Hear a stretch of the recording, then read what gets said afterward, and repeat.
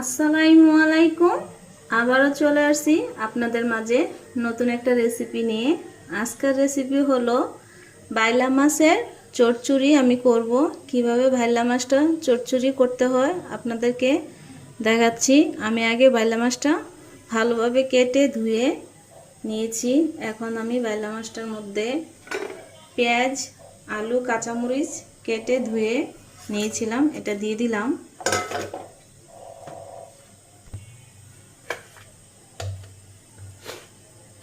পরিমাণ মতো লবণ দিয়ে দিলাম।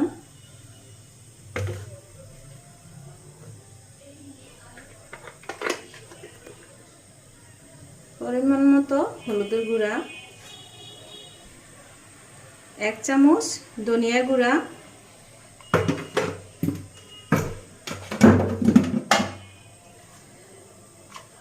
1 চামচ জিরা বাটা,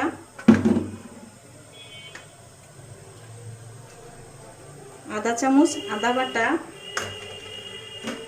1/2 চামচ রসুন বাটা,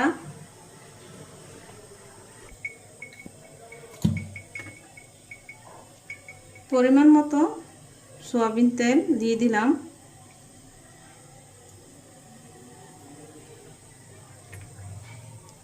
এখন আমি হাতে মেখে নিব।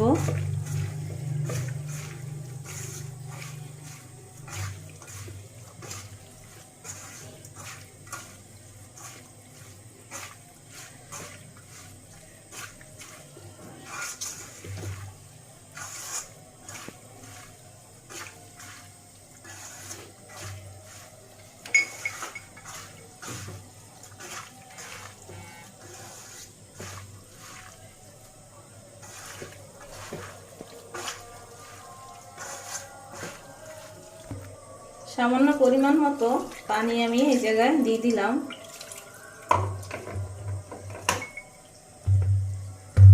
এখন আমি চুলায় বসিয়ে দিব। প্রথমে চুলার জালটা আমি বাড়িয়ে দিব। যখন বলক আসবে তখন আমি চুলার জালটা একদম কমিয়ে চচ্চড়িটা তৈরি করে নেব।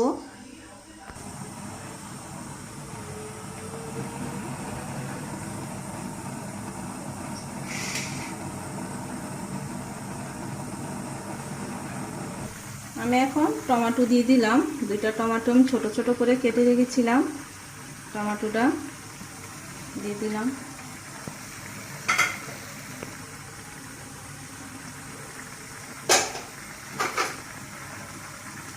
একদম আস্তে আস্তে করে তরকারিটা লাগতে হবে, নাইলে আপনার বাইলা মাছ এইভাবে এমনিও আপনার অনেক নরম থাকে, একদম ধীরে ধীরে এটা রান্নাটা করতে হয়।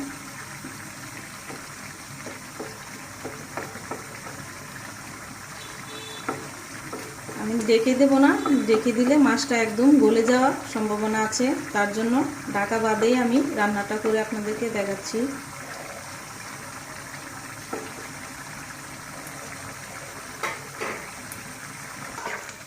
এটা দেখায় না, এখন সেটা দিচ্ছি। দেখুন এইভাবে আস্তে আস্তে করে এইভাবে জাকিয়ে দিয়ে রান্নাটা করে নেবেন। তারপরে আমি ধনেপাতা দিয়ে দিব।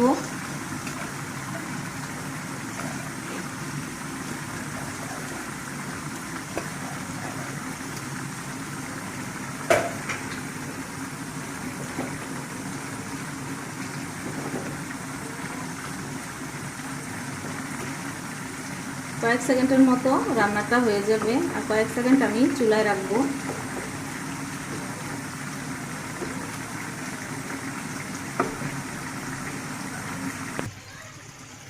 দেখুন বাইলা মাছের চচ্চড়িটা আমার তৈরি হয়ে গেল। বাইলা মাছের চচ্চড়িটা করতে একদম বেশি সময় লাগে না।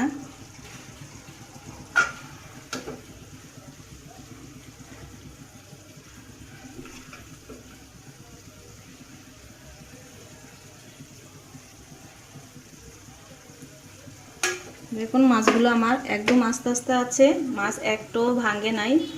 এভাবে আপনারা রান্নাটা করলে মাছ ভাঙবে না, আর লাড়াছাড়া বেশি করলে মাছটা ভেঙে যায়, দেখতেও ভালো লাগে না, খেতেও ভালো লাগে না, কাটা কাটা লাগে।